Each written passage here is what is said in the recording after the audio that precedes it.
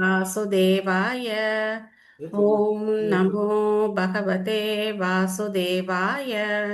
ॐ नमो भगवते वासुदेवाय। नारायणं नमस्कृत्य नरं चैव नरोत्तमं देवीं सरस्वतीं व्यासं ततो जयमुदीरयेत्। नष्टप्रायेषु भद्रेषु नित्यं भागवतसेवया भगवती उत्तमश्लोके भक्तिर्भवती नैष्टुकी। निगमकल्पतरोर्गलितं फलं सुखमुखादमृतद्रवसंयुतं पिबत भागवतं रसमालयं मुहुरहो रसिका भुवि भावुकाः। ॐ अज्ञानतिमिरान्धस्य ज्ञानाञ्जनशलाकया चक्षुरोन्मिलितं येन तस्मै श्रीगुरवे नमः। श्रीचैतन्यमनोभीष्टं स्थापितं येन भूतले स्वयं रूप कदा माह्यं ददाति स्वपदान्तिकं। वन्देऽहं श्रीगुरो श्रीयुतपदकमलं श्रीगुरोन् वैष्णवांश्च श्रीरूपं साग्रजातं सहगण रघुनाथान्वितं तं सजीवम् साद्वैतं सावधूतं परिजनसहितं कृष्णचैतन्यदेवं श्रीराधा कृष्णपादान् सहगण ललिता श्रीविशाखान्वितांश्च। हे कृष्ण करुणा सिन्धो दीनबन्धो जगत्पते गोपेश गोपिका कान्त राधाकान्त नमोऽस्तु ते। तप्तकाञ्चन गौराङ्गी राधे वृन्दावनेश्वरी वृषभानुसुते देवी प्रणमामि हरिप्रिये। वाञ्छाकल्पतरुभ्यश्च कृपा सिन्धुभ्य एव च पतितानां पावनेभ्यो वैष्णवेभ्यो नमो नमः। नमो ॐ विष्णुपादाय कृष्णप्रेष्ठाय भूतले श्रीमते भक्तिवेदान्त स्वामिन् इति नामिने। नमस्ते सारस्वते देवे गौरवाणी प्रचारिणे निर्विशेष शून्यवादी पाश्चात्य देशतारिणे। जय श्री कृष्ण चैतन्य प्रभु नित्यानंद श्री अद्वैत गदाधर श्रीवासादि गौर भक्त वृंद। हरे कृष्णा कृष्ण कृष्णा हरे हरे हरे राम राम राम हरे हरे। मूकं करोति वाचालं पङ्गुं लङ्कयिते गिरिं यत्कृपातमहं वन्दे श्रीगुरुं दिनधरं परमानन्दं माधवं श्रीचैतन्यमीश्वरं। हरिः ओं तत्सत्। कथाञ्चनस्मृते यस्मिन् दुष्करं सुकरं भवेत् स्मरेत् प्रीतं श्रीचैतन्यं नमामिथम्। हरे कृष्णा. ஹரே கிருஷ்ணா அனைவருக்கும் மாதாஜி. பணிவான மாலை வணக்கங்கள். ஹரே கிருஷ்ணா மாதாஜி. ஸோ நேற்று நாம் ரொம்ப ஒரு மங்களகரமான ஒரு காரியம் முதல் காண்டம் நிறைவு செய்தோம். இன்னைக்கு ரெண்டாவது காண்டம் துவங்க போகிறோம். முதல் காண்டத்தினுடைய இறுதியில் பரீட்சித் மகாராஜர் சுகதேவ கோஸ்வாமி கிட்ட திரும்ப அதே கேள்வியை தான் கேட்குறார். மரண தருவாயில் இருக்கக்கூடிய ஒருத்தர் எதை கேட்கணும், என்ன ஜபிக்கணும், என்ன காரியம் செய்யணும் அப்படிங்கிற முக்கியமான கேள்வியை கேட்டார். அதுக்கு சுகதேவ கோஸ்வாமி இப்போ பதில் சொல்ல போறார். ரெண்டாவது காண்டம் அத்தியாயம் 1. ஸோ யார் யார்கிட்டலாம் பாகவதம் புக்கு இருக்கோ அவங்க செகண்ட் கேண்ட் ஆஃப் பாகவதம் எடுத்து வச்சுக்கோங்க. இன்னைக்கு நாம அத்தியாயம் 1 முதல் ஸ்லோகம் படிக்க போறோம். இறை உணர்வின் முதல் படி. முதல்ல பிரார்த்தனை. ஓம் நமோ பகவதே வாசுதேவாய. மொழிபெயர்ப்பு. எம்பெருமானே, எங்கும் பரவியுள்ள முழுமுதற் கடவுளே, என்னுடைய மதிப்பிற்குரிய வணக்கங்களை உனக்கு நான் சமர்ப்பிக்கிறேன். ஸோ முதல் காண்டத்திலையும் முதல் ஸ்லோகத்துல இப்படித்தான் பாகவதம் ஆரம்பிச்சது. ஓம் நமோ பகவதே வாசுதேவாய ஜென்மாதி அஸ்யயதக அப்படின்னு ஆரம்பமானது. இங்கேயும் அதே மாதிரி தான் ஓம் நமோ பகவதே வாசுதேவாய அப்படிங்கிற மந்திரத்தோட ஆரம்பிக்குது. இது பிரார்த்தனை மந்திரம். அப்படி ஆரம்பிக்கப்படுது. மாதாஜி, நம்ம முகவுரை பதிப்புரை படிக்க வேண்டாமா மாதாஜி? முகவுரை பதிப்புரை எல்லாம் படிக்கணும்னு கிடையாது. வேண்டாம்ல? ஓகே, இருக்கிறவங்க படிச்சுக்கலாம். Okay okay Mataji.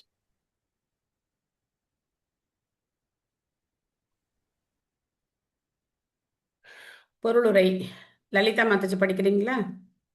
படிக்கிற மாதாஜி. ஹரே கிருஷ்ணா மாதாஜி. ஸ்ரீல பிரபுபாதாக்கு ஜெய்.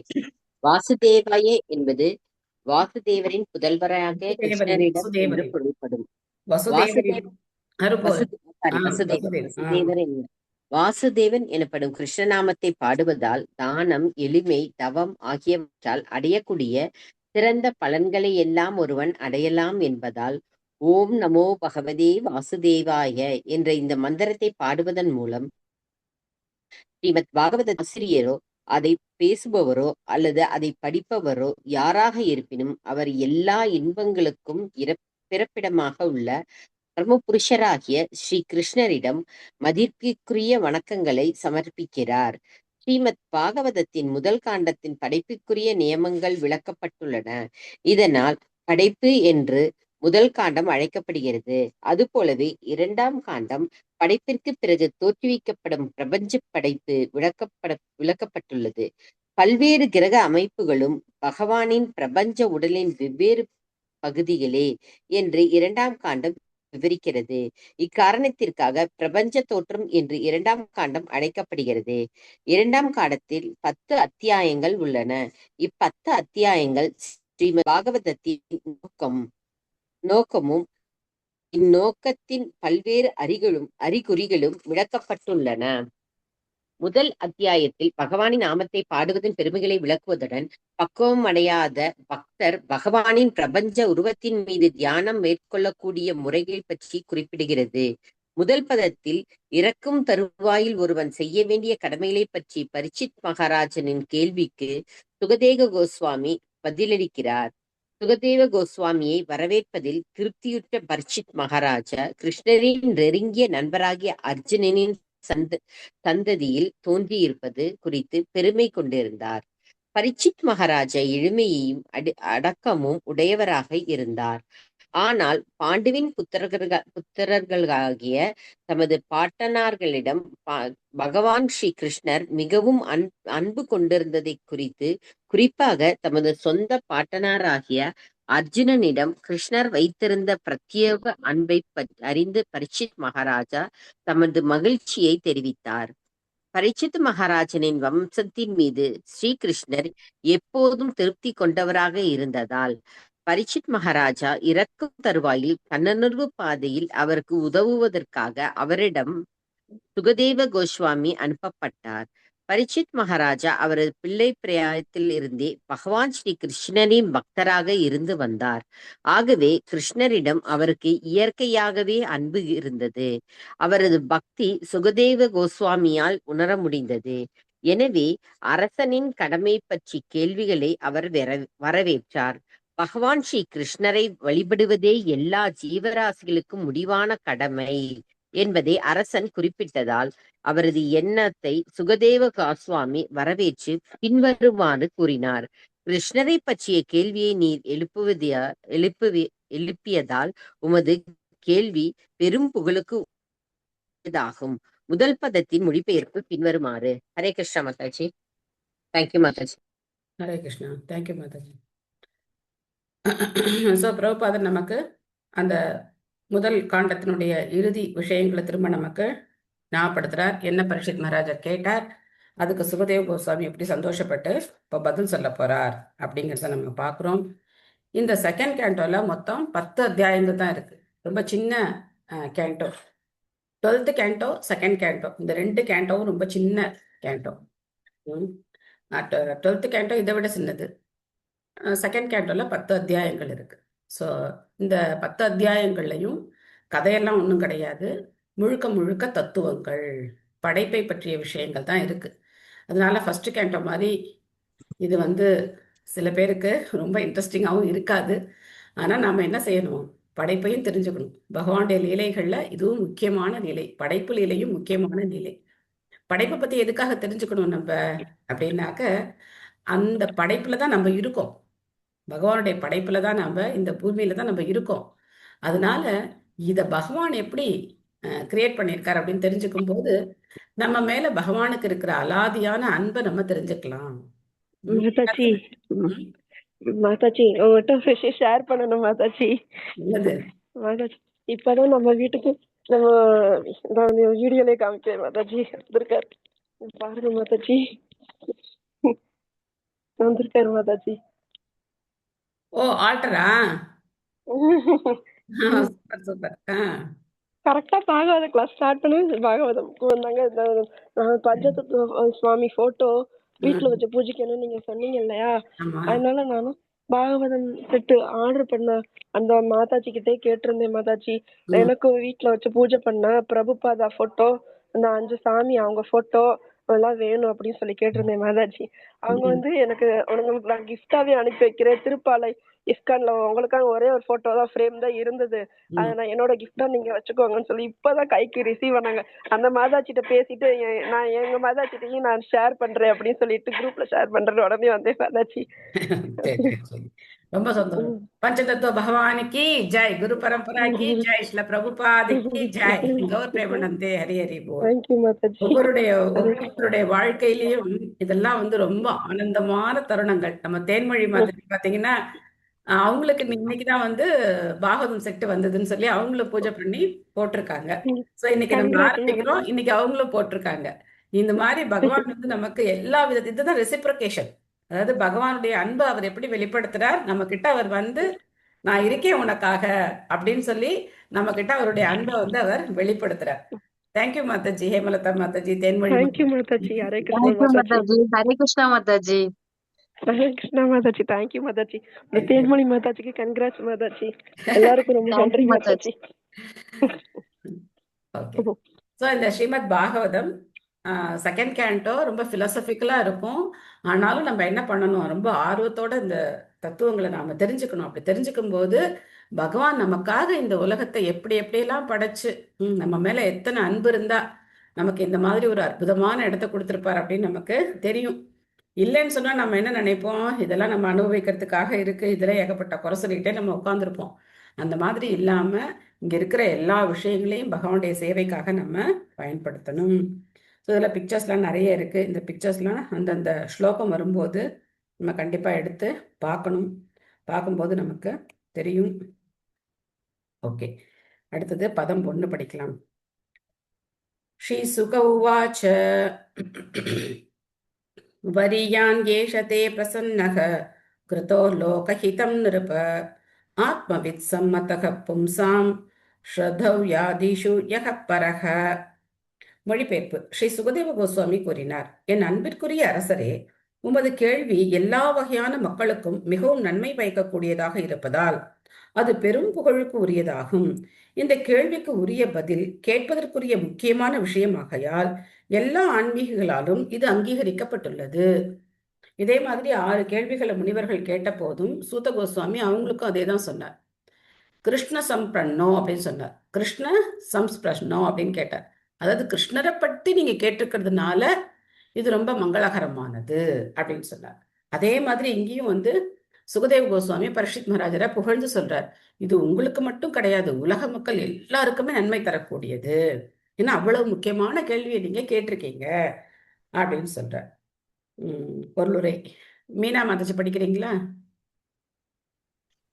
ஹரே கிருஷ்ணா மாதாஜி. ஹரே கிருஷ்ணா. பொருளுரை. கேட்கப்பட்ட கேள்வியும் மிகவும் நேர்த்தியானது. ஆகையால் இது செவியுற வேண்டிய மிகச் சிறந்த விஷயமாகும். இத்தகைய கேள்வியாலும் பதிலாலுமே வாழ்வின் மிக உயர்ந்த பக்குவ நிலையை ஒருவன் அடையலாம். பகவான் ஸ்ரீ கிருஷ்ணரே மூல பரம புருஷர் ஆகையால் அவரை பற்றிய எந்த கேள்வி ஆனாலும் அது மூலமானதும் பக்குவமானதும் ஆகும். பகவான் ஸ்ரீ கிருஷ்ணரின் உன்னத அன்பு தொண்டை அடைவதே வாழ்வின் மிகச் சிறந்த பக்குவமாகும் என்று பெருமான் ஸ்ரீ சைத்தன்ய மகாபிரபு கூறினார். ஸ்ரீ கிருஷ்ணரை பற்றிய கேள்விகளும் பதில்களும் உன்னதமான அதே நிலைக்கு ஒருவரை உயர்த்துவதால் கிருஷ்ண தத்துவத்தை பற்றிய பரீட்சித் மகாராஜனின் கேள்விகள் பெரிதும் புகழப்படுகின்றன. பரீட்சித் மகாராஜன் தமது மனதை முழுமையாக கிருஷ்ணரிலேயே லயிக்க செய்துவிட விரும்பினார். இத்தகைய ஆழ்ந்த லயிப்பு ஸ்ரீ கிருஷ்ணரின் அசாதாரணமான திருவிளையாடல்களை பற்றி கேட்பதாலேயே சுலபமாக நிறைவேறிவிடும். உதாரணமாக, பகவான் ஸ்ரீ கிருஷ்ணரின் உன்னதமான தோற்றம், மறைவு மற்றும் திருவிளையாடல்கள் ஆகியவற்றின் தன்மைகளை அறிவதாலேயே ஒருவர் உடனடியாக வீடு பேறு அடைந்து பகவானிடம் திரும்பி சென்று விடுவார். அவ்வாறு சென்றவர் துன்பம் நிறைந்ததான இந்த ஜட வாழ்வுக்கு திரும்பி வருவதே இல்லை. ஆகவே எப்பொழுதும் ஸ்ரீ கிருஷ்ணரை பற்றி கேட்டுக்கொண்டே இருப்பது மிகவும் மங்களகரமானதாகும். எனவே பரீட்சித் மகாராஜன் தன் மனதை கிருஷ்ணரின் மீது லயிக்க செய்ய வேண்டும் என்பதற்காக ஸ்ரீ கிருஷ்ணரின் திருவிளையாடல்களை விவரிக்கும்படி சுகதேவ கோஸ்வாமியை கேட்டுக்கொண்டார். கிருஷ்ணருக்கும் அவரது திருவிளையாடல்களுக்கும் வேறுபாடு இல்லை. கிருஷ்ணரின் இத்தகைய உன்னதமான திருவிளையாடல்களை செவியுறுவதில் ஒருவன் ஈடுபட்டிருக்கும் வரை ஜடப்பிறப்பின் பந்தப்பட்ட வாழ்வினால் அவன் பாதிக்கப்படாமல் இருக்க முடியும். பகவான் ஸ்ரீ கிருஷ்ணரை பற்றிய விஷயங்கள் மங்களம் பொருந்தியவை. ஆகையால் அவை பேசுபவர், கேட்பவர் மற்றும் விசாரணை செய்பவர் ஆகியோரை தூய்மையடைய செய்கின்றன. ஸ்ரீ கிருஷ்ணரின் பாத கமலத்திலிருந்து பாய்ந்தோடும் கங்கை நீரோடு அவை ஒப்பிடப்படுகின்றன. எங்கெல்லாம் கங்கை நீர் செல்கின்றதோ அந்த இடங்களையும் அதில் குளிக்கும் மக்களையும் அது தூய்மைப்படுத்துகிறது. அது போலவே கிருஷ்ணரின் கதைகள் மிகவும் தூய்மையானவையாக இருப்பதால் எங்கெல்லாம் அவை பேசப்படுகின்றனவோ அந்த இடம், அதை செவியுறுபவர், கேள்வி கேட்பவர், அதை பேசுபவர் மற்றும் அதனுடன் சம்பந்தப்பட்டுள்ள அனைத்தும் தூய்மை அடைகின்றன. நன்றி மாதாஜி. ஹரே கிருஷ்ணா. ஹரே கிருஷ்ணா. தேங்க்யூ மாதாஜி. மாதாஜி. ஸோ கிருஷ்ணருடைய தொடர்பு நமக்கு இருந்தது அப்படின்னா எல்லாமே நமக்கு மங்களகரமானதா இருக்கும் இல்லையா? கிருஷ்ணர் தான் பரமபுருஷ பகவான். அவரை பத்தி கேட்கறது, அவரை பத்தி நினைக்கிறது, அவரை பத்தி சொல்றது எல்லாமே மங்களகரமானவை. ஸோ பகவத்கீதையில 4வது அத்தியாயத்துல 9வது ஸ்லோகத்துல பகவான் சொல்றார். இந்த ஸ்லோகம் வந்து கண்டிப்பா எல்லாரும் மெமரி பண்ணி வச்சுக்கணும். ஸ்லோகம் இது தெரியாதுன்னு சொல்லவே கூடாது. இந்த மீனிங் வரும்போது நீங்களா இந்த ஸ்லோகத்தை சொல்லிடணும். அந்த அளவுக்கு இந்த ஸ்லோகத்தை பிரபுபாதர் வந்து கோட் பண்றார். ஜென்ம கர்ம சமே திவ்யம் ஏவம் யோ வேதி தத்வதஹ தெக்த்வா தேகம் புனர்ஜென்ம நைதி மாமேதி சோர்ஜுனா அப்படின்னு சொல்றார். என்னுடைய பிறப்பு, என்னுடைய லீலைகள் இதெல்லாம் வந்து திவ்யமானவை, உன்னதமானவை அப்படின்னு யார் ஒருத்தர் புரிஞ்சுக்கிறாங்களோ அவங்களுக்கு இந்த தேகத்தை விட்ட பின்ன மறுபிறவி கிடையாது அப்படின்னு சொல்றார். அதே மாதிரி 8வது அத்தியாயத்துல மாமுபேத்ய புனர்ஜன்ம துக்காலயம் அசாஸ்வதம் நாப்னுவந்தி மகாத்மானக சம்சித்திம் பரமாம் கதாக அப்படின்னு சொல்றார். மாம் உபேத்திய புனர்ஜென்ம, என்கிட்ட வந்ததுக்கு அப்புறம் இன்னொரு பிறவி உனக்கு கிடையாது. எங்க இன்னொரு பிறவி கிடையாது? துக்காலயம் அசாஸ்வதம், இந்த துன்பகரமான உலகத்துல உனக்கு இன்னொரு பிறவி கிடையாது. ஏன்? நீ உன்னதமான பக்குவத்தை அடைஞ்சிட்ட. என்கிட்ட வந்துட்ட அப்படின்னா நீ உன்னதமான பக்குவ நிலையை அடைஞ்சிட்ட அப்படின்னு சொல்ற. அந்த 2 ஸ்லோகத்தோட அர்த்தத்தை தான் பிரபுபாதர் நமக்கு இங்க கொடுத்திருக்கார். ஸோ அதனால இது கேட்கறவங்க, பேசுறவங்க, இதை பத்தி விசாரிக்கிறவங்க, பாகவதம் அப்படின்னா என்ன, நான் கலந்துக்கலாமா அப்படின்னு கூட கேட்கறவங்களுக்கு கூட இது நன்மை கிடைக்கக்கூடியது.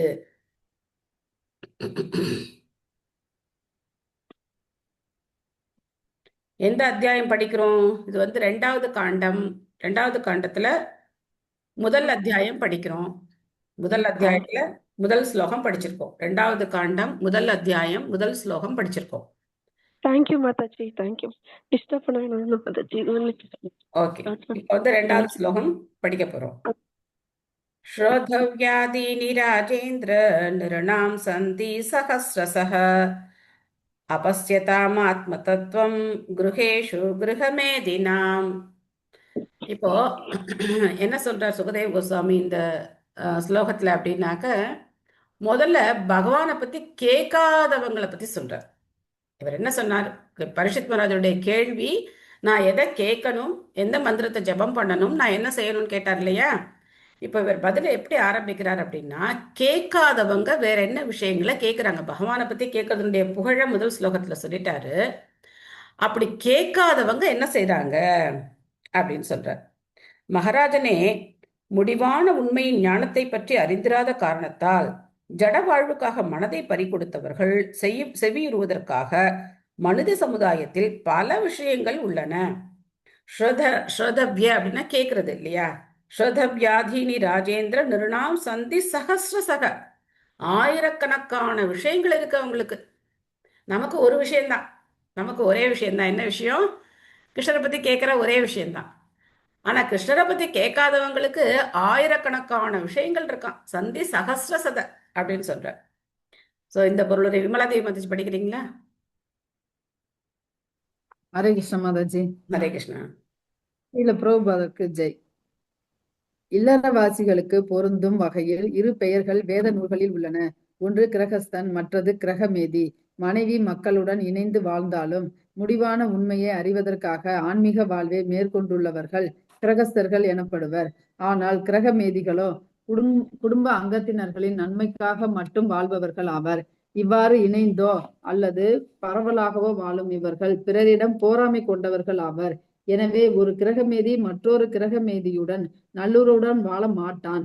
ஒரு இனம் ஓர் இனம், ஒரு சமூகம் அல்லது ஒரே தேச மக்கள் சுயநலம் விருப்பமுடைய மற்றொரு ஒத்த பிரிவினருடன் ஒற்றுமையாக இருப்பதில்லை. கலியுகத்தில் உண்மை ஞானத்தை அறியாத குருடர்களாய் இருப்பதால் எல்லா இல்லறவாசிகளும் ஒருவருக்கொருவர் போராமை கொண்டவர்களாக இருக்கின்றனர். அவர்கள் கேட்பதற்கு பல விஷயங்கள் உள்ளன, அரசியல், விஞ்ஞானம், சமூகம் மற்றும் பொருளாதாரம் போன்றவை.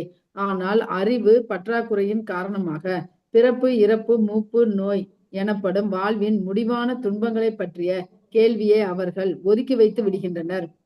உண்மையில் மனித வாழ்வு பிறப்பு, இறப்பு, மூப்பு, நோய் ஆகியவற்றை நிறுத்துவதற்காகவே உள்ளதாகும்.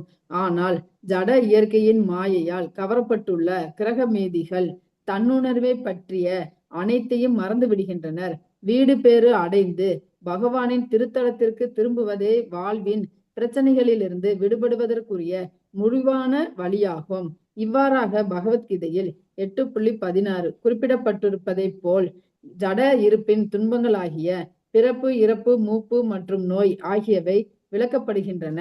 பரமபுருஷரை பற்றியும் அவரது பெயர், உருவம், இயல்புகள், திருவிளையாடல்கள், உபகரணங்கள் மற்றும் பல வகைப்பட்ட நிலை ஆகியவற்றை பற்றியும் கேட்பதுவே வீடு பேரடைந்து ஸ்ரீ கிருஷ்ணரின் ராஜ்யத்திற்கு திரும்பும் வழியாகும்.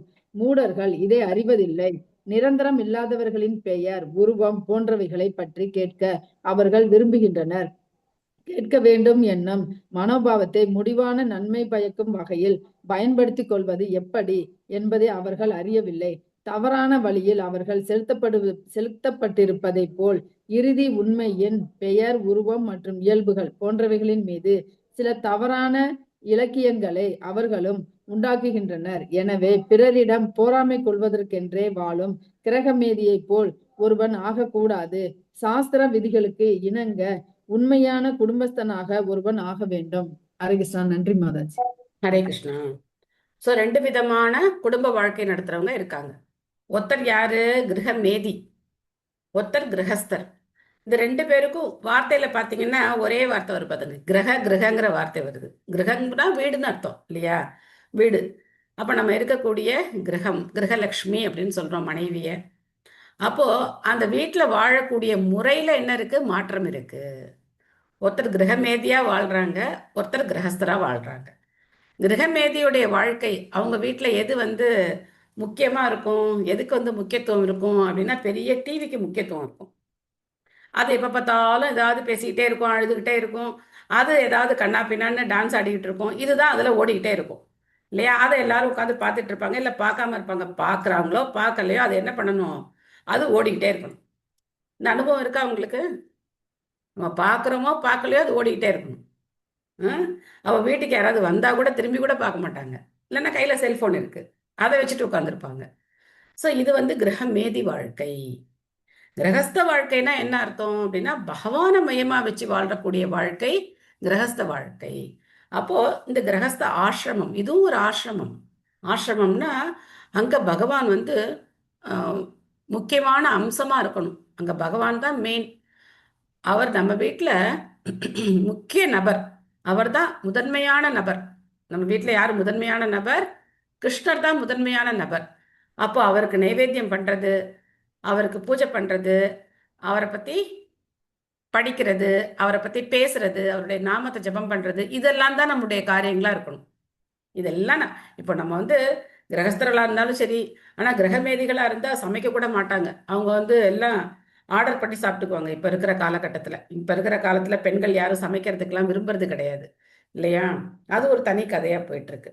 ஆனா கிரகஸ்த வாழ்க்கை அப்படிங்கிறது பகவானுடைய நிவேதனத்துக்காக நம்ம சமைச்சு அவருக்கு அன்போட நிவேதனம் செஞ்சு அதை எல்லாரும் பிரசாதமா சாப்பிட்டு அந்த மாதிரி வாழக்கூடிய வாழ்க்கை கிரகஸ்த வாழ்க்கை. அப்போ கிரகஸ்தர்களா இல்லாதவங்களுக்கு, கிரகமேதிகளுக்கு கேட்கறதுக்கு ஏகப்பட்ட விஷயம் இருக்கான். அவங்க இந்த மாதிரி அரசியல், பொருளாதாரம், இதெல்லாம் அவங்க சினிமா நடிகர்கள், நடிகைகள், அவங்க என்ன புடவை கட்டியிருக்காங்க, எங்க போனாங்க வந்தாங்க, யாரோட நாய் எப்படி இருக்கு, இதெல்லாம் தான் அவங்க பார்த்துட்டு இருக்கிறதுக்கு அவங்களுக்கு நேரம் சரியா இருக்கும். ஸோ ஆனா அவங்க பகவானை பத்தி கேட்கறதுல அவங்களுக்கு எந்த ஆர்வமும் இருக்காது. ஆனா யாருடைய வீட்டுல சாஸ்திரத்துக்கு ஏத்த மாதிரி வாழ்றாங்களோ அவங்களுடைய வீடு கிரகஸ்த வீடு, உண்மையான குடும்பஸ்தர்கள் அப்படின்னு சொல்லப்படுது. சுகதேவ கோஸ்வாமி வயசு சின்னவர் தான். ஆனா அவருடைய அந்த அனுபவம் இருக்கே அது ரொம்ப ஆழமானது. அதனால அவருடைய வார்த்தைகள் எல்லாம் கொஞ்சம் கடுமையா இருக்கும். நம்ம அதை பார்த்து பயந்துடக்கூடாது. ரொம்ப கடுமையான வார்த்தைகளை அவர் உபயோகிக்கிறார். எதுக்காகனா நம்முடைய நன்மைக்காக. சில சமயங்கள்ல நோய் தீவிரமா இருக்கும்போது மருந்தோட வீரியமும் எப்படி இருக்கணும்? அதிகமா இருக்கணும் இல்லையா? சும்மா சாதாரணமா ஒரு பேராசிட்டமால்லாம் கொடுத்தா சரியா வராது. அதுக்கு என்ன பண்ணணும்? ஹெவி டோஸ் கொடுக்கணும். அந்த மாதிரி சுகதேவ கோஸ்வாமி ஹெவி டோஸ் கொடுக்குறார். அடுத்த ஸ்லோகம் பாருங்க. நித்ரயா ஹ்ரியதே நக்தம் வியவாயேன சபாவயஹ திவாச்சார்தேஹயா ராஜன் குடும்ப பாரேனவா. மொழிபெயர்ப்பு. இத்தகைய பொறாமை கொண்ட குடும்பஸ்தனின் ஆயுள் இரவில் உறக்கத்திலோ அல்லது உடலுறவு வாழ்விலோ கழிகிறது. பகற்பொழுதில் பணம் சம்பாதிப்பதிலோ அல்லது குடும்ப அங்கத்தினர்களை பராமரிப்பதிலோ கழிகிறது. ரொம்ப ஹெவியான வார்த்தைகள். முதல் ஸ்லோகத்திலே பிரபுபா சொல்றார், ஒரு கிரகமேதி இன்னொரு கிரகமேதியோட ஒத்துமையா இருக்க மாட்டான், எப்பவுமே பொறாமை இருக்கும் அப்படின்னு சொல்றார். இந்த பொறாமையிலேருந்து நம்ம விடுபடாத வரைக்கும் நாமளும் கிரகமேதிகள் தான். யாரை பார்த்து என்ன பண்ணக்கூடாது? பொறாமைப்படக்கூடாது. அவங்க கிட்ட என்ன வேணா எடுத்துட்டு போ. நமக்கு பகவான் என்ன கொடுத்துருக்கிறாரோ அதை வச்சு நம்ம எப்படி இருக்கணும்? திருப்தியா இருக்கணும்.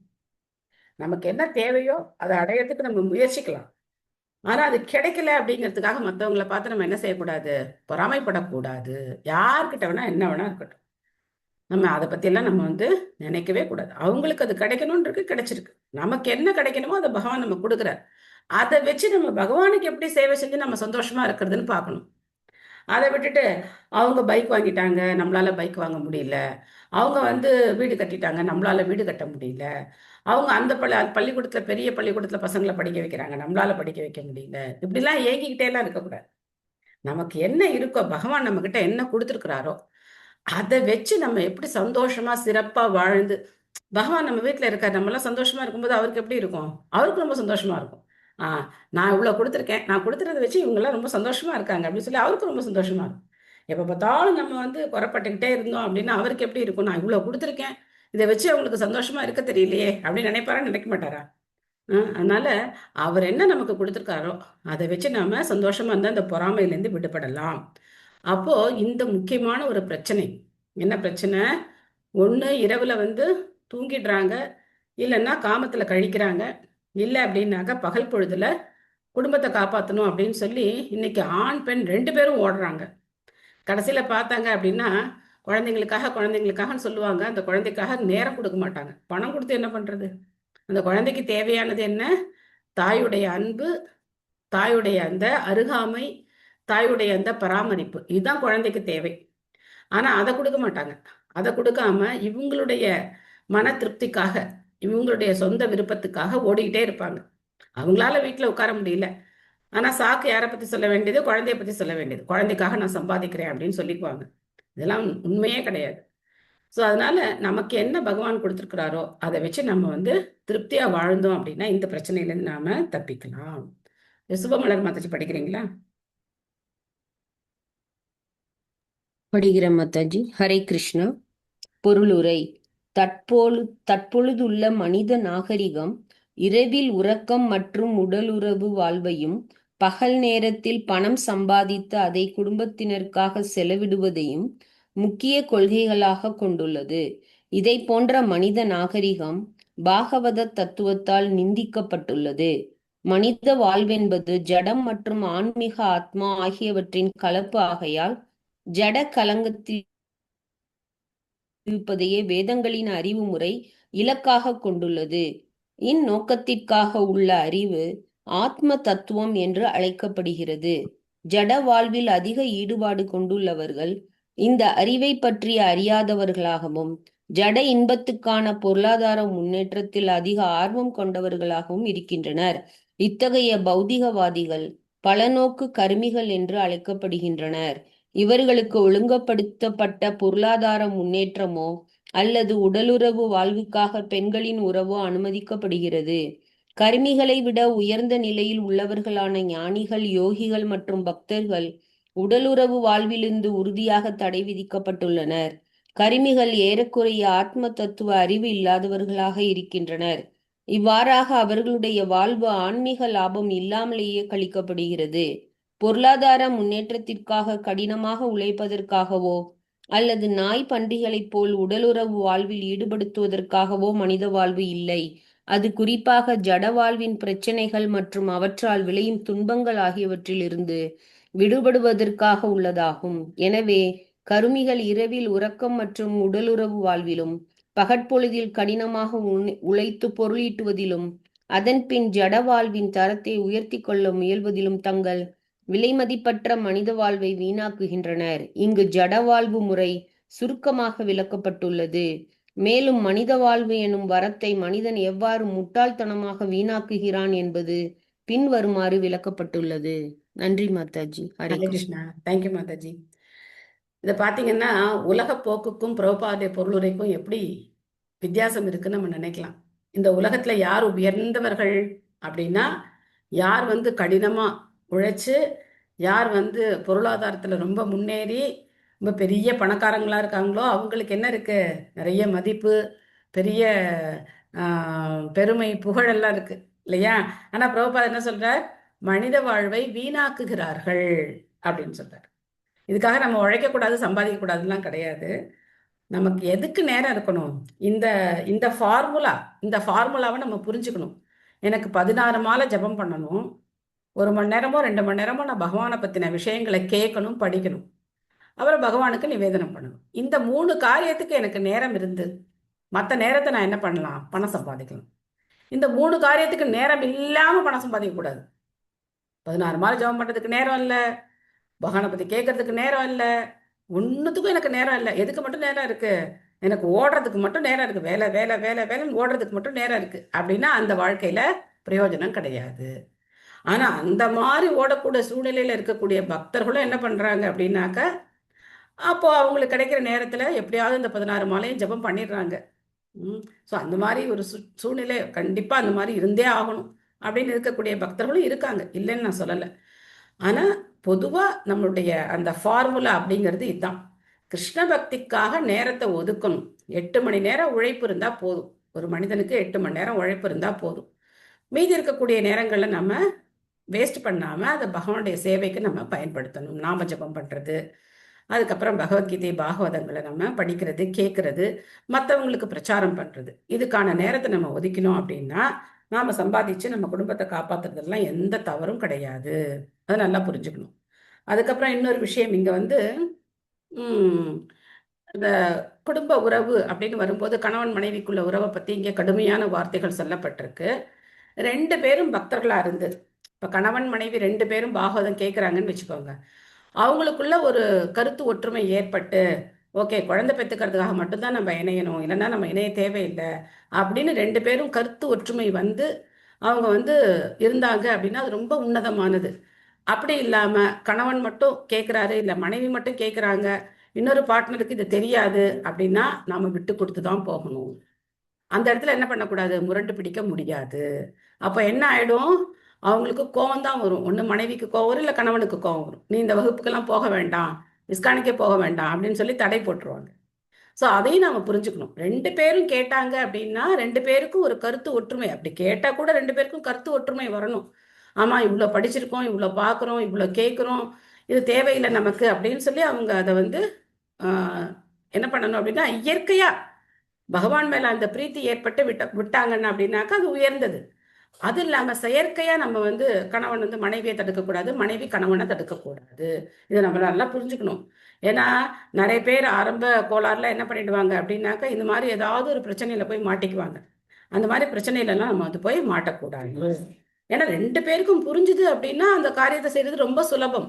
ஒருத்தருக்கு புரியாம நம்ம மட்டும் இல்ல இல்ல நம்ம இதெல்லாம் பண்ணக்கூடாது அப்படின்னு சொன்னா அவங்களுக்கு என்ன வரும், கோவம் தான் வரும். கணவன் மனைவிக்கு இருக்கக்கூடிய உரிமையை கூட மறுக்கிறாங்களே அப்படின்னு சொல்லி கோவம் வரும். இன்னைக்கு இருக்கிற காலகட்டத்துல தவறான உறவு முறைகளே ரொம்ப பெருகிட்டு இருக்கிற காலகட்டத்துல இந்த விஷயங்கள் எல்லாம் நம்ம கொஞ்சம் அனுசரிச்சு தான் போகணும். கொஞ்சம் கொஞ்சமா அவங்களே நாம ஜபம், கணவன் மட்டும் வரல அப்படின்னா அவங்களுக்கு நாம ஜபம் சொல்லி கொடுக்கணும், மனைவி வரலன்னா அவங்களுக்கு நாம ஜபம் சொல்லி கொடுக்கணும். இப்படி கொஞ்சம் கொஞ்சமா தான் நம்ம வந்து இந்த சட்டத்திட்டத்தை கடைபிடிக்க முடியும். இதை வந்து நான் இவ்வளவு தூரம் எதுக்காக சொல்றேன் அப்படின்னா, நிறைய இங்க நம்ம பெண்கள் தான் நிறைய பேர் இருக்கோம். ஸோ அதனால வாழ்க்கை அப்படிங்கிறது ஒரே நாள நம்மளால மாத்திட முடியாது. அனுசரிச்சு நம்ம வந்து குடும்பத்தை அனுசரிச்சு கணவனை அனுசரிச்சு தான் நம்ம வந்து நடந்துக்கணும். அதையும் வந்து புரிஞ்சுக்கணும். அடுத்த ஸ்லோகம் பாருங்க. இந்த ஸ்லோகத்தை விட இந்த ஸ்லோகம் வந்து இன்னும் வந்து கொஞ்சம் ஹெவி டோஸ். தேகாபத்திய கலத்ராதிஷு ஆத்மசைன்யேஷு அசத்ஸ் அபி தேஷாம் பிரமதோ நிதனம் பஷ்யன் அபி ந பஷ்யதி. மொழிபெயர்ப்பு. ஆத்ம தத்துவ ஞானமற்றவர்கள் உடல், குழந்தை மற்றும் மனைவி ஆகியோரிடம் பற்று கொண்டிருப்பதால் வாழ்வின் பிரச்சனைகளை பற்றி ஆராய்வதில்லை. போதுமான அளவுக்கு அனுபவம் பெற்றிருந்தாலும் தவிர்க்க முடியாத மரணத்தை அவர்களால் உணர முடிவதில்லை. ஸோ இந்த ஆத்ம தத்துவம் எல்லாம் தெரியாதவங்களுக்கு இந்த விஷயங்கள்லாம் புரியவே புரியாது. அவங்க என்ன நினைச்சிட்டு இருப்பாங்க அப்படின்னா, இந்த தேகாபத்திர கலத்ராதிஷு ஆத்ம சைன்யம், இதுதான் என்னுடைய படை, இவங்கெல்லாம் என்னை காப்பாற்ற போறாங்க. தேகாபத்திய கலத்ராதிஷுன்னு நம்ம கூட ஜாதகம் பார்க்கும்போது கலத்திர தோஷம் இருக்கா அப்படின்லாம் கேட்பாங்க இல்லையா. பார்ட்னர் கலத்திர அப்படிங்கிறது மனைவி ஸ்தானம். ஸோ அந்த ஸ்தானம் எப்படி இருக்கு அப்படிலாம் பார்ப்பாங்க இல்லையா. ஸோ அந்த மாதிரி இவங்கெல்லாம் தான் என்னை காப்பாற்ற போறாங்க, இதெல்லாம் தான் என்னுடைய படை அப்படின்னு நம்ம நினைக்கிறோம். ஆனா உண்மையிலே பகவானுடைய நாமம் தான் நம்மளுடைய சொத்து. பகவானுடைய நாமத்தை தான் நம்ம சேர்த்து வைக்கணுமே தவிர இந்த சொந்தங்களை நாம காப்பாற்ற முடியாது, இந்த சொந்தங்கள் நம்மளை காப்பாற்ற போறது இல்லை. அதனால எல்லாருக்கும் பகவத் பக்தியை கொடுத்து அது மூலமா நம்ம எல்லாரும் ஒருத்தருக்கு ஒருத்தர் சேர்த்து இருக்கிறதுல எந்த தவறும் கிடையாது. அப்போ குடும்பத்துல மற்றவங்க பக்தியில இல்லை, நம்ம என்ன பண்ண முடியும் அப்படின்னா அவங்கள அனுசரிச்சு நம்ம வந்து போய்க்கணும். அவங்க அனுசரிக்க மாட்டாங்க. அவங்க எப்படி அனுசரிப்பாங்க? தெரிஞ்ச நாம தான் என்ன செய்யணும், அனுசரிச்சு நடந்துக்கணும். தெரியாதவங்க எப்படி அனுசரிப்பாங்க? அவங்க நம்மளை அனுசரிக்கணும் அப்படின்னு நம்ம வந்து எதிர்பார்க்கவும் கூடாது. நாம தான் அனுசரிச்சு நடக்கணும். ஓகே, செல்வகுமாரி மாதாஜி படிக்கிறீங்களா? எஸ் மாதாஜி, படிக்கிறேன் மாதாஜி. ஹரே கிருஷ்ணா மாதாஜி. ஹரே கிருஷ்ணன். மொழிபெயர்ப்பு மற்றும் பொருளுரை வழங்கிய ஸ்ரீல பிரபுபாதருக்கு ஜாய். இந்த ஜட உலகம் மரண உலகம் என்று அழைக்கப்படுகிறது. ஆயிரக்கணக்கான கோடிக்கணக்கான ஆண்டுகளை தமது ஆயுளாக கொண்ட பிரம்மா முதற்கொண்டு சில வினாடி நேரம் மட்டுமே உயிர் வாழும் ஜீவ அணுக்கள் வரையுள்ள எல்லா ஜீவராசிகளும் உயிர் வாழ போராடுகின்றன. எனவே இந்த வாழ்வு என்பது அனைவர் மீதும் மரணத்தை சுமத்தும் ஜட இயற்கையுடனான ஒரு வகை போராட்டமாகும்.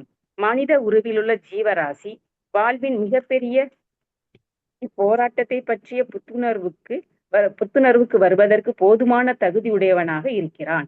ஆனால் குடும்ப அங்கத்தினர், சமூகம் மற்றும் தேசம் போன்றவர்களின் மீதுள்ள அளவுக்கு அதிகமான பற்றுதல்களால் அவன் தேக பலம், குழந்தைகளின் மனைவி மற்றும் உறவினர்கள் போன்றவர்களின் உதவியுடன் வெல்ல முடியாத ஜட இயற்கையை வெற்றி கொள்ள நினைக்கிறான். கடந்த கால அனுபவத்தின் காரணமாகவும் நோய்வாய்ப்பட்ட அவனது முன்னோர்களின் முந்தைய உதாரணங்களாலும் அவன் போதுமான அளவு அனுபவத்தை பெற்றிருந்தும் போர் வீரர்கள் என்று அழைக்கப்படுபவர்களான குழந்தைகள், உறவினர்கள், சமூக உறுப்பினர்கள் மற்றும் தனது தேசத்தவர்கள் ஆகிய அனைவருமே இப்பெரும் போராட்டத்தில் தோல்வி கண்டிருப்பதை அவனால் காண முடியவில்லை. தனது தந்தை அல்லது தந்தையின் தந்தை முன்பே இறந்துவிட்டார் என்னும் உண்மையை ஒருவன் ஆராய்ந்து பார்க்க வேண்டும். எனவே அவனும் உறுதியாக இறக்கத்தான் போகிறான். அதை போலவே அவனுடைய குழந்தைகளும் கூட உரிய காலத்தில் சாகத்தான் போகிறார்கள். ஜட இயற்கையுடனான இப்போராட்டத்தில் எவரும் நீடித்திருக்க முடியாது. மனித சமூகத்தின் சரித்திரம் சந்தேகமில்லாமல் இதை நிரூபிக்கிறது. இருப்பினும் பௌதிக விஞ்ஞானத்தின் உதவியுடன் எதிர்காலத்தில் தங்களால் நிரந்தரமாக வாழ முடியும் என்று மூட சமூகத்தால் காட்டப்படும் இந்த அறிவு பற்றாக்குறை வழி தவறி செல்வதாகும். ஆத்மாவின் உண்மை நிலையை புறக்கணித்ததால் தான் இத்தனையும் விளைந்துள்ளது. இந்த ஜட உலகின் மீது நமக்குள்ள பற்றுதலின் காரணமாக இது ஒரு கனவாக மட்டுமே இருக்கிறது. உண்மையில் ஆத்மா ஜட இயற்கையிலிருந்து எப்பொழுதும் வேறானதாகவே இருப்பதாகும். மகா சமுத்திரத்துடன் ஒப்பிடும் ஒரு ஜட இயற்கை காலம் எனும் அலைகளுடன் அலைப்பாய்ந்து கொண்டிருக்கிறது. பெயரளவேயான உயிர்வாழ சூழ்நிலைகள், உடல், மனைவி, குழந்தைகள், சமூகம், தேசத்தவர் போன்ற உருவங்களில் நம்முள் தோன்றும் அனைத்தும் நீர்க்குமிழிகளை போன்றவையாகும். நம்மை பற்றிய அறிவு பற்றாக்குறையால் அறியாமை என்னும் சக்திக்கு நாம் பலியாகி விடுகிறோம். இவ்வாறாக ஜட உலகில் நிம்மதியாக வாழ முடியாத சூழ்நிலைகளை வீணாக தேடி அலைந்து மனித வாழ்வின் பொன்னான சக்தியை வீணாக்கி விடுகிறோம். நம் நண்பர்கள், உறவினர்கள் மற்றும் மனைவி மக்கள் ஆகியோர் தவறு இழைக்கக்கூடியவர்கள் என்பது மட்டுமல்லாமல் பௌதிக வாழ்வின் புறக்கவர்ச்சியால் தடுமாற்றத்துக்கும் உள்ளாகின்றனர். இந்நிலையில் உள்ள அவர்களால் நம்மை காப்பாற்ற முடியாது. இருப்பினும் குடும்பம், சமூகம் அல்லது தேசம் ஆகியவற்றின் வட்டத்திற்குள் நாம் பாதுகாப்பாக இருப்பதாக நினைக்கிறோம்.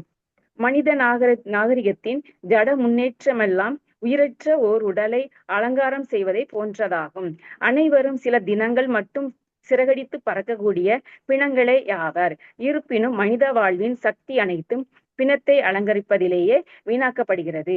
சுகதேவ கோஸ்வாமி தடுமாற்றமான மாநில செயல்களின் உண்மை நிலையை காட்டிய பின் மனிதனின் கடமை என்னவென்பதை சுட்டி காட்டுகிறார்.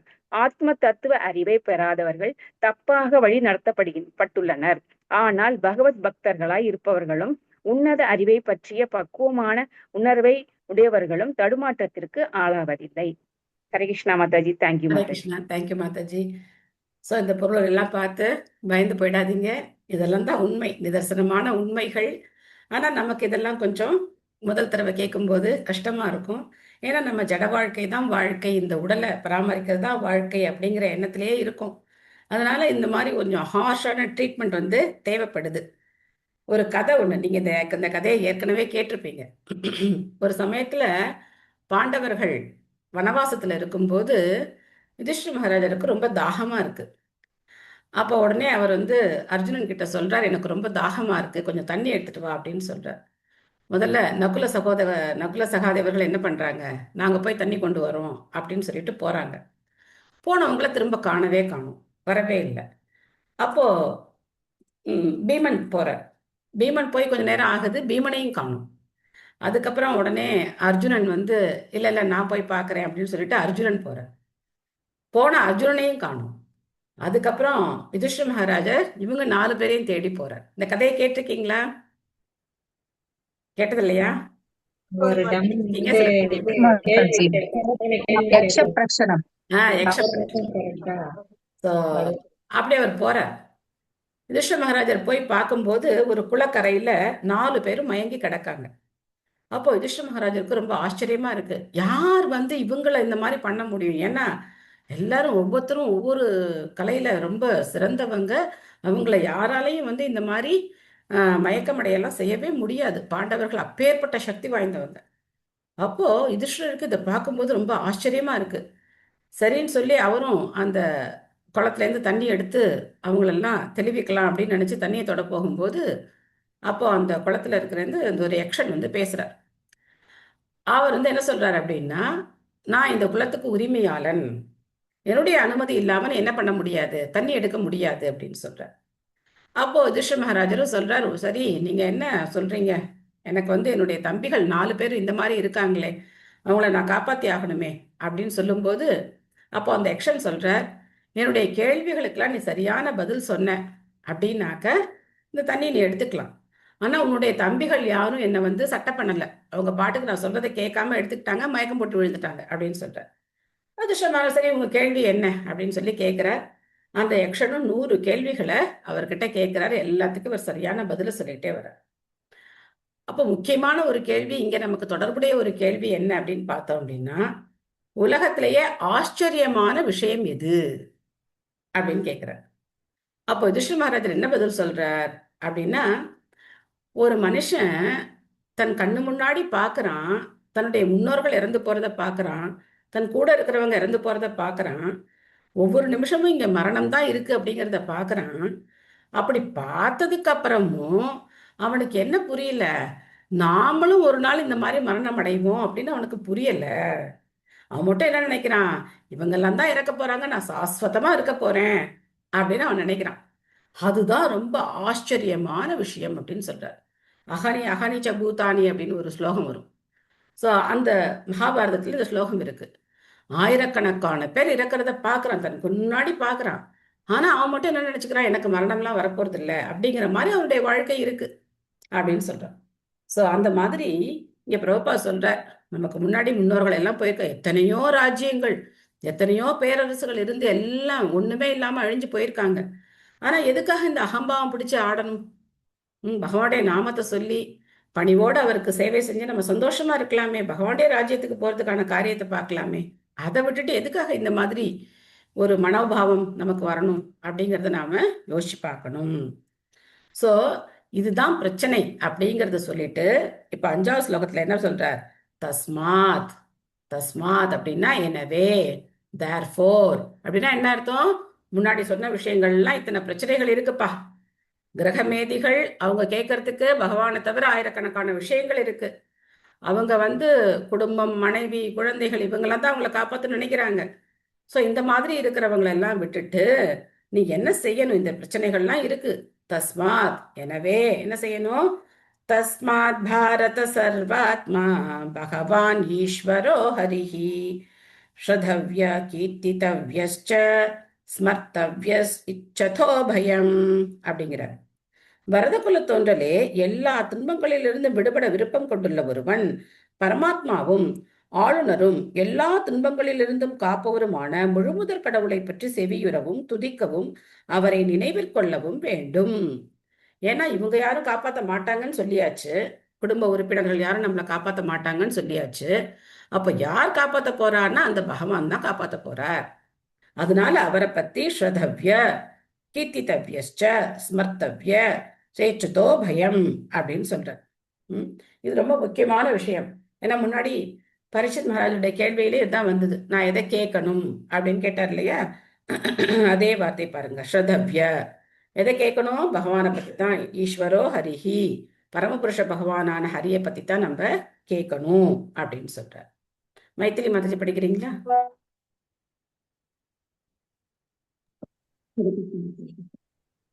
மொழிபெயர்ப்பு பொருளுடைய பயிற்சியிலப்பா ஷிலப்பா ஜெய். ஜடப்பற்றுடைய மூடர்கள் அவர்களின் பொன்னான நேரத்தை எவ்வாறு உறவு கொள்ளுதல், பொருளாதாரத்தை மேம்படுத்துதல் மற்றும் மறதி என்னும் காற்றால் முறியடிக்கப்பட இருக்கும் உறவினர் கூட்டத்தை பராமரித்தல் ஆகியவற்றால் விரயம் செய்கின்றனர் என்பதை ஸ்ரீல சுகதேவ் கோஸ்வாமி முந்தைய பதத்தில் விளக்கியுள்ளார். உயிர் வாழும் ஆத்மா இத்தகைய ஜட செயல்களில் ஈடுபட்டிருப்பதால் பலநோக்கு செயல்களுக்குரிய விதி என்னும் சக்கரத்தில் தன்னை சிக்க வைத்துக் கொள்கிறார். 84 லட்சம் வகையான உயிரினங்களுக்கு இடையில் பிறப்பு இறப்பு என்னும் சங்கிலி தொடரை இது ஏற்படுத்துகிறது. நீர்வாழ் பிராணிகள், தாவரங்கள், ஊர்வன பறவைகள், பிற மிருகங்கள், நாகரிகம் அடையாத மனிதன் மற்றும் சம்சார சக்கரத்தில் இருந்து விடுபடுவதற்கு ஏற்ற முன்னேற்றமான மானிட பிறவி ஆகியவை இந்த 84 லட்சம் வகையான உயிரினங்களுக்கு இடையில் உள்ள பிரிவுகளாகும். ஆகவே விஷ சூழலிலிருந்து விடுபட ஆவல் கொண்டுள்ள ஒருவன் தன் செயல்களின் பலன்கள் நல்லவையாகவோ அல்லது தீவையாகவோ இருப்பினும் அவற்றை அனுபவிக்க முயல்வதை நிறுத்திவிட வேண்டும். நல்லதோ தீயதோ தன் சொந்த விருப்பத்துடன் எதையுமே ஒருவன் செய்யக்கூடாது. மாறாக அனைத்திற்கும் உரிமையாளரான பரமபுருஷனின் சார்பாக அனைத்தையும் நிறைவேற்ற வேண்டும். இத்தகைய செயல்முறை பகவத்கீதையிலும் 9.27 சிபாரிசு செய்யப்பட்டுள்ளது.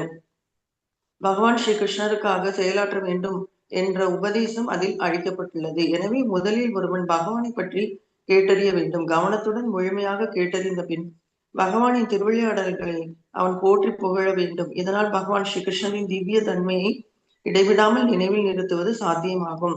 பகவானை பற்றி கேட்பது, அவர் புகழை பாடுவது ஆகிய இரண்டும் அவரின் உன்னத இயற்கையோடு ஒத்த தன்மை கொண்டவைகளாகும். இவற்றை செய்வதால் தொடர்ந்து பகவானின் சகவாசத்தால் ஒருவனால் இருக்க முடியும். அத்துடன் எல்லா பயங்களில் இருந்து விடுதலையையும் இது அளிக்கும். பகவான் ஸ்ரீ கிருஷ்ணர் எல்லா ஜீவன்களின் இதயத்திலும் பரமாத்மாவாக இருக்கிறார். மேற்குறிப்பிட்ட செவியுறுதல், துதி பாடுதல் என்னும் முறைகளால் தம்முடன் உறவு கொள்வதற்காக தமது படைப்பில் உள்ள அனைவரையும் கிருஷ்ணர் வரவேற்கிறார். பெருமானை பற்றி கேட்டல், அவரது புகழை பாடுதல் ஆகிய இம்முறைகள் பாகுபாடின்றி அனைவருக்கும் பொருந்தக்கூடியவை ஆகும். இது இறை அருளால் ஒருவன் ஈடுபட்டுள்ள எல்லா விஷயங்களிலும் அவனுக்கு முடிவான வெற்றியை அளிக்கும். பலதரப்பட்ட மனிதர்கள் உள்ளனர். பலன் கருதும் தொழிலாளிகள், மனோதத்துவவாதிகள், யோகிகள் மற்றும் தூய பக்தர்கள். இவர்கள் அனைவரும் தாங்கள் விரும்பும் வெற்றியை பெறுவதற்கு இரண்டற்றதான இவ்வழி மிகவும் பொருத்தமானதாகும். அனைவரும் எல்லாவித பயங்களில் இருந்து விடுபட விரும்புகின்றனர். அத்துடன் வாழ்வில் முழுமையான இன்பத்தையும் அவர்கள் எதிர்பார்க்கின்றனர். இங்கு இப்பொழுது இதை அடையலாம். இதற்குரிய பக்குவமான வழி பெரும் அதிகாரியான ஸ்ரீல சுகதேவ் கோஸ்வாமி போன்றவர்களால் பேசப்பட்ட ஸ்ரீமத் பாகவதத்தில் சிபாரிசு செய்யப்பட்டுள்ளது. ஸ்ரீ கிருஷ்ணரை பற்றி கேட்பதாலும் அவர் துதி பாடுவதாலும் ஒருவனுடைய செயல்கள் அனைத்தும் உன்னதமானவையாக மாற்றப்படுகின்றன. இதனால் பௌதிக துன்பங்களை பற்றிய எண்ணங்கள் அனைத்தும் முற்றிலும் இழக்கப்படுகின்றன. Hare Krishna Mataji. Thank you. Hare Krishna. Thank you Mataji. So பகவானை பத்தி கேட்கறதுனால நமக்கு என்ன விதமான நன்மைகள் கிடைக்கும் அப்படின்னா, இந்த 84 லட்சம் பிறவிகள்ல பிறந்து பிறந்து பிறந்து இறக்க வேண்டிய அந்த துன்பகரமான சூழ்நிலையிலேருந்து நாம விடுவிக்கப்படுவோம். நீங்க பாருங்க, 84 லட்சத்துல 4 லட்சம் மட்டும்தான் மனித இனங்கள், மீதி 80 லட்சம் வெரைட்டியான ஜீவராசிகள் இருக்காங்க. விலங்குகள், புழு பூச்சிகள், தாவரங்கள், பறவைகள், இந்த மாதிரி 80 லட்சம் ஜீவராசிகள் இருக்காங்க. 80 லட்சம் வெரைட்டி வகைகள் இருக்காங்க. ஆனா அந்த வகைகள்ல யாருக்கும் என்ன கிடையாது, இந்த பாக்கியம் கிடையாது. பகவானை பத்தி கேட்கக்கூடிய இந்த பாக்கியம் அவங்களுக்கெல்லாம் கிடையாது. இந்த இருக்கிற 4 லட்சம் மனித இனங்களுக்கு தான் இந்த பாக்கியம் இருக்கு. அதுலேயும் பாத்தீங்கன்னா இந்த பேய் பிசாசுகள் இந்த மாதிரி இருக்கிறவங்களால கேட்க முடியாது. அப்போ நமக்கு நல்ல குடும்பத்துல பிறக்கிறதுக்கான வாய்ப்பு கிடைச்சு நல்ல சூழ்நிலை ஏற்படுத்தி கொடுத்து பகவான் நமக்கு எல்லாத்தையும் கொடுத்துருக்கும் போது நாம என்ன பண்ணணும், இதை கண்டிப்பா பகவானை பத்தி நம்ம கேட்கணும். ஸோ பகவத்கீதை 9:27 எத் கரோஷி எத் அஸ்னாஷி எத் ஜுகோஷி ததாசி எத் தபஸ்யசி கௌந்தேய தத் குருஷ்வ மதர்ப்பணம் அப்படின்னு சொல்லியிருக்கார். அதனால நம்ம செய்யக்கூடிய எல்லாத்தையும் பகவானுடைய சேவையாத்தான் செய்யணும். எத் கரோஷி, எதையெல்லாம் நீ செய்கின்றாயோ அப்படின்னு ஒவ்வொரு விஷயமா சொல்றாரு. எதெல்லாம் நீ சாப்பிட்றியோ, எதையெல்லாம் நீ தானமா கொடுக்குறியோ, எந்த பூஜைகளை எல்லாம் நீ செய்யறியோ, எந்த தவங்களை செய்யறியோ அதையெல்லாம் எனக்கே அர்ப்பணமாக செய் அப்படின்னு சொல்றார். ஸோ அதனால அது ரொம்ப முக்கியமானது. இந்த ஃபர்ஸ்ட் சாப்டர்ல பார்த்தோம் அப்படின்னா ஸ்டெப் பை ஸ்டெப்பா கொண்டு போறார். ஏற்கனவே நம்ம பார்த்தோம், பிரபுபாத் வந்து பொருளில் கொடுத்திருந்தார். பரிஷத் மகாராஜன் சின்ன குழந்தையிலேருந்தே கிருஷ்ண பக்தரா தான் இருக்கார்.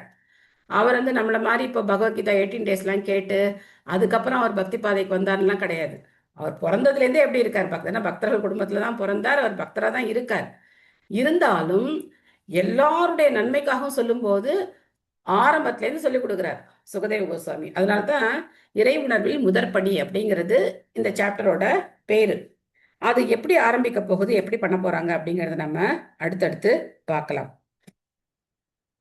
ஏதாவான் சாங்கிய யோகாப்யாம் ஸ்வதர்ம பரிநிஷ்டயா ஜன்மலாப பரபும்சாம் அந்தே நாராயண ஸ்மிருதிஹி. ஸோ இந்த ஸ்லோகம் ரொம்ப முக்கியமான ஸ்லோகம். யாராவது ஒருத்தர் ஸ்லோகம் படிக்கணும்னு நினைச்சீங்கன்னா அதை படிக்கலாம். மாதாஜி நான் சொல்லவா மாதாஜி? சொல்லுங்க. ஏதாவான் சாங்கிய யோகாப்யாம் ஸ்வதர்ம பரிநிஷ்டயா ஜன்மலாபா பரபும்சாம் அந்தே நாராயண ஸ்மிருதி. தேங்க்யூ மாதாஜி. தேங்க்யூ. ஹரே கிருஷ்ணா. யாராவது படிக்கிறீங்களா? ஹரே கிருஷ்ணா மாதாஜி. एतावान् साङ्ख्ययोगाभ्यां स्वधर्म परिनिष्ठया जन्मलाभः परः पुंसाम् अन्धे नारायण स्मृतिः. हरे कृष्ण. Thank you. ஸ்மிருதிஹி அப்படி வரும். ஓகே. ஹரே கிருஷ்ண மாதாஜி. ஹரே கிருஷ்ணா. ஏதாவான் சாங்கிய யோகாப்யாம் சர்வதர்ம பரிநிஷ்டயா ஜன்மலாப பரபும்சாம் அந்தே நாராயண ஸ்மிருதி. சர்வ கிடையாதுமா, ஸ்வதர்ம. சர்வன்னா எல்லான்னு அர்த்தம், ஸ்வனா நம்முடையன்னு அர்த்தம். ஓகேவா? ஸ்வதர்ம பரிநிஷ்டையா. தேங்க்யூமா. தேங்க்யூ. ஹரே கிருஷ்ணா. ஹரே கிருஷ்ணா. ஹரே கிருஷ்ணா. ஹரே கிருஷ்ணா. மொழிபெயர்ப்பு. ஜடம் மற்றும் ஆன்மீகத்தை பற்றிய பூரண அறிவாலோ அஷ்டசித்திகளை பயில்வதாலோ வர்ணாசிரம கடமையை நன்கு நிறைவேற்றுவதாலோ அடையப்படும் மனித வாழ்வின் மிக உயர்ந்த பக்குவமாக இருப்பது வாழ்வின் இறுதி கட்டத்தில் முழுமுதற் கடவுளை நினைவில் கொள்வதே ஆகும். ஸோ நீங்க எந்த முறையில முயற்சி பண்ணாலும் சரி, நீங்க வந்து அறிவை தேடி போனாலும் சரி, சாஸ்திரங்கள் வேதங்கள் எல்லாம் படிச்சு சாங்கிய யோகம் அப்படிங்கிறது கபில தேவர் சொல்லியிருக்கிற சாங்கிய யோகம், பகவான் கபிலர் சொல்லியிருக்கக்கூடிய சாங்கிய யோகம் 3வது காண்டத்துல நம்ம படிக்கலாம். ஸோ நீங்க அதை படிச்சு பகவானை பத்தி தெரிஞ்சுக்கிட்டாலும் சரி, இல்லைன்னா ஸ்வதர்ம அப்படின்னாக்க வர்ணாசிரம தர்மம், வர்ணாசிரம தர்மத்தை சரியான முறையில கடைபிடிச்சு பகவானை தெரிஞ்சுக்கிட்டாலும் சரி, இல்ல யோக முறைகள் எல்லாம் பயிற்சி பண்ணி யோக சித்திகள் எல்லாம் அடைஞ்சு பகவானை தெரிஞ்சுக்கிட்டாலும் சரி, என்ன பண்ணாலும் சரி, எப்போ லாபம், ஜென்ம லாபம் அப்படின்னா அந்தே நாராயண ஸ்மிருதி. கடைசி நேரத்தில் நமக்கு யாருடைய ஞாபகம் வரணும், பகவானுடைய ஞாபகம் வரணும். அதுக்கு தான் இத்தனை முயற்சிகளை நாம எடுக்கிறோம். சாந்தி மாதாஜி படிங்க. நாராயணர் ஜடப்படைப்புக்கு அப்பாற்பட்ட உன்னதமான முழுமுதற் கடவுள் ஆவார். படைத்து காத்து இறுதியாக அளிக்கப்படுபவை அனைத்தும் மகத்தத்துவத்தின் எல்லைக்கு உட்பட்டவை அல்ல. இதனால் நாராயணரின் பெயர், உருவம், இயல்பு போன்றவைகள் ஜட உலகின் எல்லைக்கு அப்பாற்பட்டவையாக இருக்கின்றன. ஜடம் மற்றும் ஆன்மீகத்தை பகுத்தறியும் மனோதத்துவ கற்பனைகளால் ஒருவன் மிக உயர்ந்த பக்குவத்தை அடையலாம். அல்லது பிரபஞ்சத்தில் உள்ள கிரகங்கள் உதவும் அஷ்ட சித்திகளை பயில்வதாலோ அல்லது சமய கடமைகளை நிறைவேற்றுவதால் கூட மிக உயர்ந்த பக்குவத்தை ஒருவன் அடையலாம். ஆனால் இது நாராயண ஸ்மிருதி அல்லது இடைவிடாமல் முழுமுதற் கடவுள்களை ஒருவன் நியாயப்படுத்தி வைத்திருப்பதை ஞாபகப்படுத்தி வைத்திருப்பதை பொறுத்ததாகும். ஞானி, யோகி அல்லது கர்மி ஆகிய அனைவருடைய உன்னத செயல்களுக்கும் பூர்ணத்துவம் அளிக்கக்கூடியவரான ஒரு தூய பக்தரின் சகவாத்தத்தால் மட்டுமே மிக உயர்ந்த இப்பக்குவத்தை ஒரு நாள் அடைய முடியும். இதுவே விதிக்கப்பட்ட கடமைகளை நிறைவேற்ற வேத நூல்களில் நிர்ணயிக்கப்பட்டுள்ள உரிய முறையாகும். ஆன்மீக பூர்ணத்துவம் அடைந்ததை குறிக்கும் பல சரித்திர உதாரணங்கள் உள்ளன. அவற்றில் ஒன்றாக சனகாதி முனிவர்களை அல்லது புகழ்பெற்ற 9 யோகேந்திரர்களை குறிப்பிடலாம். இவர்கள் பகவான் ஸ்ரீ கிருஷ்ணரின் பக்தி தொண்டில் நிலை பெற்ற பிறகுதான் பக்குவ நிலை அடைந்தனர். பகவானின் பக்தர்கள் பக்தி மார்க்கத்தை கைவிட்டு ஞானம் மற்றும் யோகிகளின் பிற முறைகளை ஏற்றுக்கொண்டதே இல்லை. ஒவ்வொருவரும் அவரவர் செயல்களில் மிக உயர்ந்த பக்குவத்தை அடைய வேண்டும் என்று கவலைப்படுகின்றனர். அத்தகைய பக்குவ நிலையை இருப்பது நாராயண ஸ்மிருதியே என்று இங்கு குறிப்பிடப்பட்டுள்ளது. ஒவ்வொருவரும் தன்னால் இயன்றவரை இந்நிலையை அடைய முயல வேண்டும். அதாவது வாழ்வின் ஒவ்வொரு படியிலும் முழுமுதற் கடவுளாகிய ஸ்ரீகிருஷ்ணரை மறவாது நினைவிற்கொள்ளும் வகையில் வாழ்வை அமைத்துக் கொள்ள வேண்டும். ஹரே கிருஷ்ண மாதாஜி. நன்றி. ஹரே கிருஷ்ணா. தேங்க்யூ மாதாஜி. ஸோ என்ன இது இந்த ஸ்லோகத்தினுடைய இந்த பொருளுடைய முக்கியமான கருத்து என்ன அப்படின்னு பார்த்தோம்னா, ஒரு தூய பக்தருடைய கருணையை அடையணும். அவர் ஞானியா இருந்தாலும் சரி, யோகியா இருந்தாலும் சரி, இல்லை அவர் வர்ணாசிரம தர்மத்தை கடைபிடிக்கிறவராக இருந்தாலும் சரி, யாரா இருந்தாலும் சரி, அவர் கடைசியில யாருடைய கருணையை அடையணும்? தூய பக்தருடைய கருணையை அடையணும். அதனால ஆன்மீக குருவுடைய கருணையை நம்ம அடையாம ஆன்மீக வாழ்க்கையில நம்மளால முழுமை அடைய முடியாது. ஆன்மீக குருவை கருணை அடையணும் அப்படிங்கிறதுக்கான முயற்சியில இப்ப நம்ம ஈடுபடணும். நம்ம எப்படியாவது ஆன்மீக குருவை ஏத்துக்கணும். அதுக்குண்டான சட்டத்திட்டங்களை கடைபிடிச்சு அதுக்குண்டான வழிமுறைகளை நம்ம பயிற்சி பண்ணணும். அதுக்கப்புறம் இன்னொன்னு பாருங்க, ரொம்ப இன்ட்ரெஸ்டிங்கான விஷயம் பாருங்க. ஒரு ஞானி இல்ல யோகி அவங்க பக்தரான கதைகள் எல்லாம் இருக்கு. ஆனா ஒரு பக்தர் ஞானி ஆயிட்டார், யோகி ஆயிட்டார் அப்படிங்கிறதெல்லாம் கிடையாது. அதுக்கு பிரபுபாதர் 2 பேரை உதாரணம் கொடுக்குறார். ஒண்ணு சனகாதி முனிவர்கள், சனக, சனாதன, சனந்த, சனத்குமார. இந்த 4 பேரும் பிரம்ம ஞானிகளா இருந்தாங்க. ஆனா பகவானுடைய அந்த தாமரை பாதங்கள்ல அர்ப்பணிக்கப்பட்ட துளசியுடைய நறுமணத்தினால கவரப்பட்டு அவங்க அப்படியே வைகுண்டம் பக்கம் போயிட்டே இருந்தாங்க. அப்போ அந்த நறுமணத்தினால கவரப்பட்டு அவங்க தூய பக்தர்கள் ஆயிட்டாங்க. அதே மாதிரி நவயோகேந்திரர்களும் இப்படிதான். அவங்களும் யோகிகளா இருந்து அவங்களும் தூய பக்தர்களா மாறிட்டாங்க. ஆனா ஒரு பக்தன் ஞானி ஆனார் அப்படின்லாம் கதையே கிடையாது. ஏன்னா பக்தன் இந்த ஞானம், யோகம் எல்லாத்தையும் உள்ளடக்கியவரா இருக்க. அவருக்கு எல்லாம் தெரியும். பிரம்மத்தை பத்தியும் தெரியும், பரமாத்மாவை பத்தியும் தெரியும் அவருக்கு. அதனால பகவான் அறியறதுல இந்த 3 நிலைகள், பிரம்மம், பரமாத்மா, பகவான், இந்த 3 நிலைகளையும் அறிந்தவர் தான் பக்தன். அதனால அவர் அதை பார்த்து கவரப்படுறது கிடையாது. ஸோ அதனால நம்ம வாழ்க்கை எப்போ வெற்றி ஆகும் அப்படின்னா, அந்தே நாராயண ஸ்மிருதி. அப்பதான் நம்ம வாழ்க்கை வெற்றிகரமாகும். கடைசி காலத்துல நமக்கு பகவானுடைய ஸ்மரணம் வரணும். இதுக்கு நம்ம அடிக்கடி உதாரணம் சொல்றோம் இல்லையா? நம்ம அன்றாட வாழ்க்கையிலேயே நமக்கு ஏதாவது ஒரு சின்ன இடையூறோ ஒரு தடங்களோ வரும்போது நமக்கு என்ன ஞாபகம் வருது? சமைக்கும் போது கை சுட்டுக்கிறோம், இல்லை கை தவறி ஒரு பொருள் கீழே விழுந்துடுது, இல்லை எதிர்பாராம ஏதோ நடக்குது. நம்ம வாயில முதல்ல என்ன வார்த்தை வருது? கிருஷ்ணா, ராமா, கோவிந்தா வருதா? வேற ஏதாவது வருதா? அதை நம்ம செக் பண்ணிக்கிட்டே வந்தாலே நம்ம என்ன தெரிஞ்சுக்கலாம்? நம்மளுடைய ஸ்மிருதி எப்படி இருக்குன்னு நம்ம தெரிஞ்சுக்கலாம். நம்மளுடைய நினைவு எப்படி இருக்கு, நாம எப்படி நாம ஜபம் பண்ணணும் அப்படிங்கிறத நாம இதெல்லாம் என்ன செல்ஃப் அனாலிசிஸ் நம்மளே பண்ணிக்க வேண்டியதான். கவனம் எங்கெங்க போயிட்டு இருக்கு நமக்கு அப்படிங்கிறத வச்சு நம்ம அனலைஸ் பண்ணிக்க வேண்டியதான். ஓகே, நேரம் ஓட்டமாக ஓடிவிட்டது. உங்களுக்கு ஏதாவது கேள்விகள், சந்தேகங்கள், கருத்துக்கள் ஏதாவது இருக்கா? ரொம்ப கஷ்டமா இருக்கோ? ஹரே கிருஷ்ண மாதாஜி. ஹரே கிருஷ்ணா. 9 யோகேந்திரர்கள். நவயோகேந்திரர்கள் பத்தி நம்ம படிக்கலாம். பகவானுடைய கருணை இருந்தது அப்படின்னா நவயோகேந்திரர்கள்னு பேர் அவங்களுக்கு, அவங்கள பத்தி படிக்கலாம் பின்னாடி. நன்றி மாதாஜி. ஹரே கிருஷ்ணா. மாதாஜி ஆ மாதாஜி ம். நவயோகேந்திரனா யாரு மாதாஜி?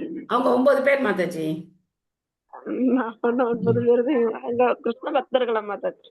பக்தர்கள் ஆயிட்டாங்க, யோகிகளா இருந்து பக்தர்கள் ஆயிட்டாங்க. ம். தேங்க்யூ. ஹரே கிருஷ்ணா. ஓகே, அப்ப நம்ம நிறைவு செய்துக்கலாமா? Hare Krishna Hare Krishna Krishna Krishna Hare Hare, Hare Rama Hare Rama Rama Rama Rama Hare Hare. Hare Krishna. Hare Krishna. Thank you all. Krishna Thank you, நன்றி Mataji. Mataji. Hare Hare Krishna. Krishna Mataji. நன்றி Mataji. Hare Krishna Mataji. Thank you Mataji. Hare Hare Krishna, Krishna Mataji. Mataji. நன்றி ஹரே மாதாஜி. கிருஷ்ணா. ஹரே கிருஷ்ணா மாதாஜி. சொல்லுங்க. கிருஷ்ண மாதாஜி. சொல்லுங்க. மாதாஜி, என் பேர் திலகவதி. ம் புதுசா இப்பதான் இன்னைக்கு தான் மாதாஜி ஜாயின் பண்ணியிருக்கேன். ம். கற்பகம்னு ஒரு மாதாஜி எனக்கு இந்த லிங்க் கொடுத்தாங்க. ஓ ரொம்ப இந்த பாகவதத்துல சேரணும்னு ரொம்ப ஆசை. ம் அவங்க கொடுத்தாங்க, அதனால இன்னைக்கு தான் ஜாயின் பண்ணேன். ம் எனக்கு நம்பர் தெரியல மாதாஜி, இந்த குரூப்ல சேர்த்து விடணும். அந்த நம்பர் எனக்கு ஓகே, என்னோட நம்பர் இருக்கா உங்கள்கிட்ட? இல்ல இல்லையா? இல்ல மாதாஜி. இல்ல. ஓகே, நீங்க எழுதிக்கிறீங்களா? சொல்றேன். எழுதிக்கிறேன் மாதாஜி. சொல்லுங்க. 78 78 45 45 24 24 94 94 00.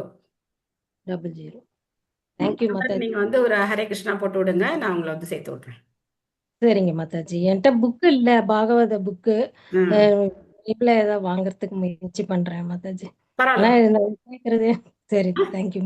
ஹரே கேட்டுக்கங்க கிருஷ்ணா. கேட்டுக்கங்க. கேட்கறதே பெரிய விஷயம் தான், கேட்டுக்கங்க. சரிங்க அப்புறம் மாதாஜி. வாங்கலாம். சரிங்களா? கேட்கும்போது உங்களுக்கு அந்த ஆர்வம் வரும். கண்டிப்பா சரிங்க. இதுதான் நம்ம குரூப்ல நிறைய பேர் பாகவதம் இப்போ வாங்கியிருக்காங்க இல்லையா? கேட்க கேட்க ஆமா. அந்த ஆர்வம் வந்து நிறைய பேர் இப்போ வாங்கிட்டு இருக்காங்க. அதனால கேளுங்க, கேட்டுட்டு அப்புறம் நீங்க வந்து வாங்கிக்கலாம். சரிங்க மாதாஜி. சரியா? ரொம்ப ஹரே கிருஷ்ணா மாதாஜி. ஸோ திலகவதி மாதாஜியை வரவேற்று நம்ம எல்லாரும் ஒரு தடவை ஹரே கிருஷ்ண மந்திரம் சொல்லுவோம். ஹரே ஹரே கிருஷ்ணா கிருஷ்ணா ஹரே கிருஷ்ணா ஹரே கிருஷ்ணா கிருஷ்ணா கிருஷ்ணா கிருஷ்ணா ஹரே கிருஷ்ணா ஹரே, ஹரே ஹரே ஹரே ராம ஹரே ஹரே ராம ராம ஹரே ராம ராம ராம ராம ஹரே ராம ஹரே. ஹரே ஹரே. ஃபர்ஸ்ட் காண்டம் முடிஞ்சு 2வது காண்டத்துல வந்து ஜாயின் பண்ணியிருக்கீங்க. இருந்தாலும் நீங்க வந்து தொடர்ந்து கேட்டீங்கன்னா உங்களுக்கு புரியும். சரியா? தொடர்ந்து சரிங்க கேளுங்க, தொடர்ந்து வாங்க, தொடர்ந்து கேளுங்க. சரியா? சரிங்க சரிங்க. ஹரே கிருஷ்ணா. ஹரே கிருஷ்ணா. ஹரே கிருஷ்ணா மாதாஜி. ஹரே கிருஷ்ணா. ஹரே கிருஷ்ணா. கொஞ்சம் ஹரே கிருஷ்ணா மாதாஜி வந்து பதித்தானாம் பாவனே. Hare Krishna Mataji. Thank you Mataji. Hare Krishna. Hare Mataji. Krishna. Hare Krishna. Hare Krishna. Thank you Mataji. Hare Krishna. Okay, end கொடுத்துட்றேன். ஹரே கிருஷ்ணா மாதாஜி. ஹரே கிருஷ்ணா. இன்னைக்கு நிறைய பேர் வீடியோ ஆன் பண்ணியிருந்தீங்க, எல்லாருக்கும் ரொம்ப நன்றி.